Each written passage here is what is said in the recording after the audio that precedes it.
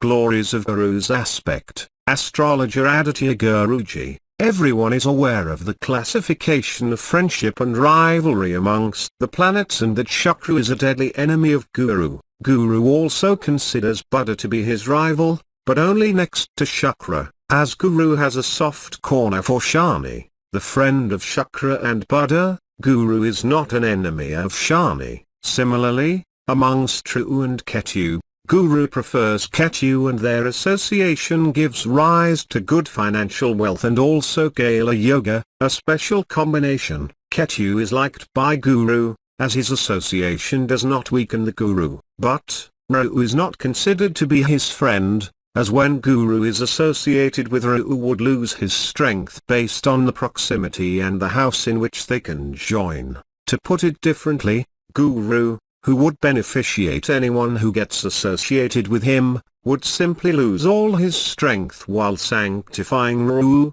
This is called as the Guru Chandala, untouchable, yoga, special combination. If one considers the friendships of Guru, Chandra is his close friend. When Chandra and Guru are placed opposite to each other and are exchanging their radiance through the Sama Saptama, 7th aspect, then both of them become powerful. Placement of Guru in the 7th house from Chandra gives rise to exceptional results for both the planets. At the same time, when a powerful Guru is placed in 5th or 9th house from Chandra and aspects Chandra, the radiance of Chandra and Guru combine to give very special power to the horoscope. This boosts the horoscope.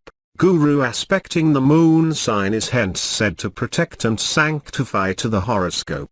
After Chandra, Mangal is the next best friend of Guru. As Chandra and Mangal are mutually unrelenting friends with good understanding, Guru eventually becomes very friendly with Mangal as he happens to be the friend of his friend. Aspect and association of Guru would control the factual significations of Mangal. Mangal's anger and impulsive rash behavior would be subverted and his character would be completely transformed by a powerful Guru. Guru has a very special place in shaping up Mangal to bestow positive results. Lastly, Surya is also a friend of Guru. When Surya and Guru are placed opposite to each other, Guru would reflect back the radiance or aspect received, thereby sanctifying Surya and in turn attains an adivakra, severe retrograde, status. This combination is defined as Shiva Raja Yoga,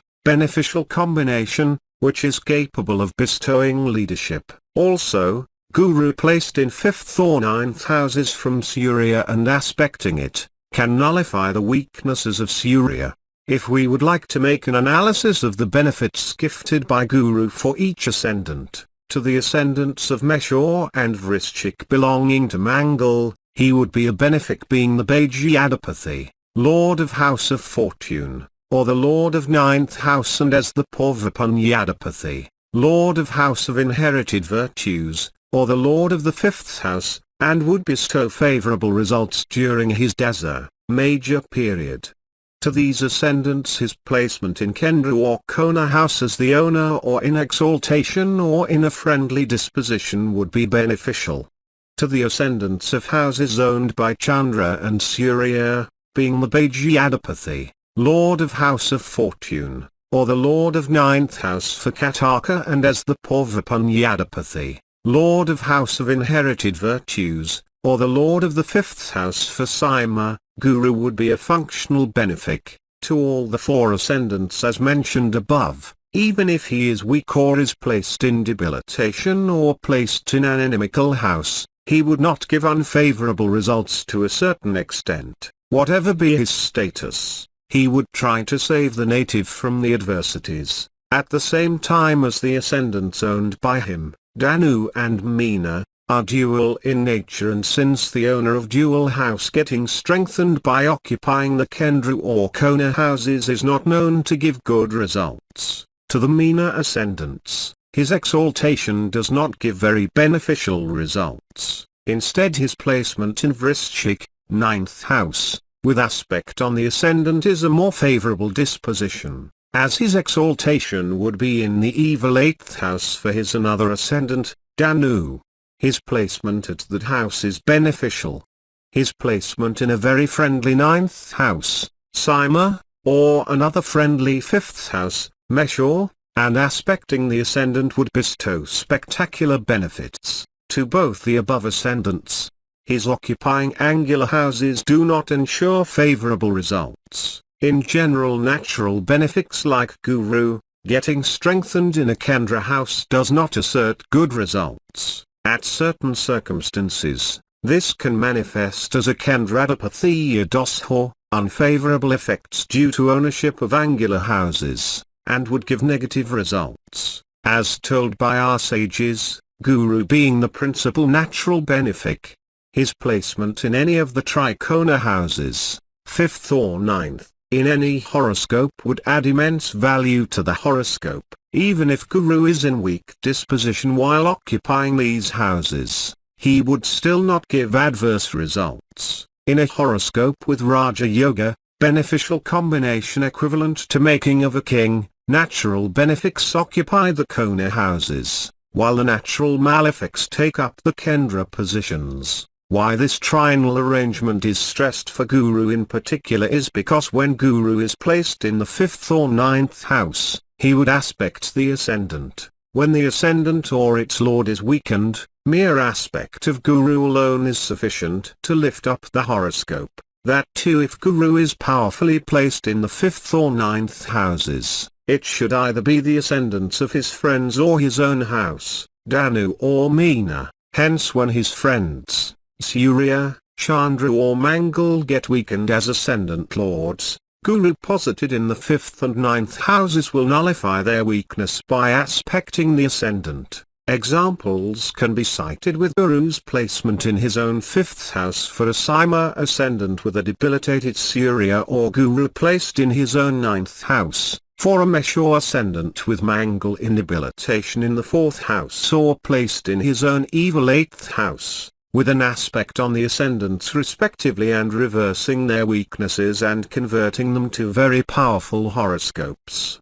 Similarly for the Kataku ascendant with a debilitated Chandra, placement of Guru in the 9th house, aspecting the ascendant as well as the Chandra, makes it a favorable horoscope.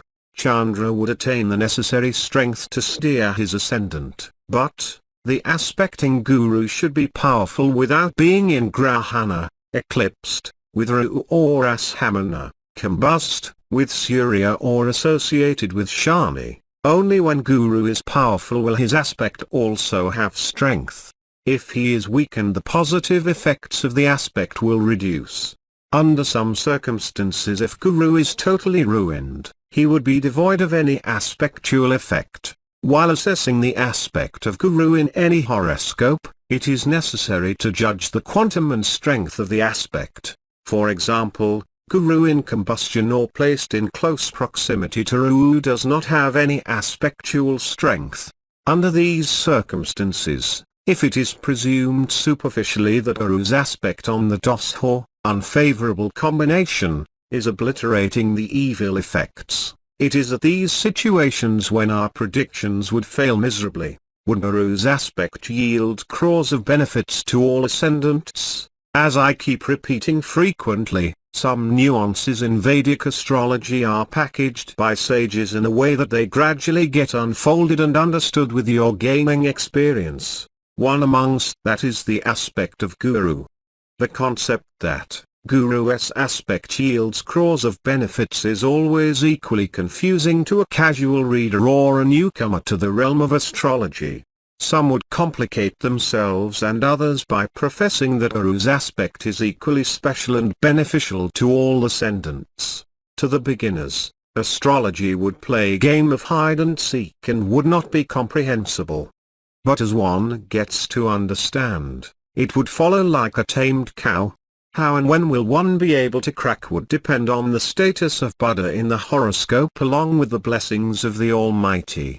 The estimate of aspect of Guru is a very minute and intricate concept. To put it more clearly, to the ascendants of Rishabha and owned by his enemy, Shukra, and to the ascendants of Buddha, Guru's aspect will give negative results in some situations owing to Kendradipathyam, evil effect due to ownership of angular house, and Bardakadapathayam, evil effect due to ownership of obstructive house. But even then, as he is a natural benefic, the house he aspects will get strengthened. For example, to Attila ascendant when Guru is placed in his own third house in the star of Mula or Uttarashada star of Bardakadapathy, owner of house of obstruction, Surya and aspects the 7th, 9th and 11th houses, there would not be any accrued benefits to the native though the houses stand to gain. Also additionally, his aspect as the 6th lord will only give rise to problems.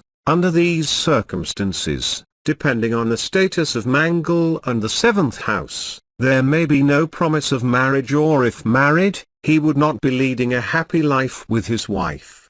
Father would be alive but will not be giving any support.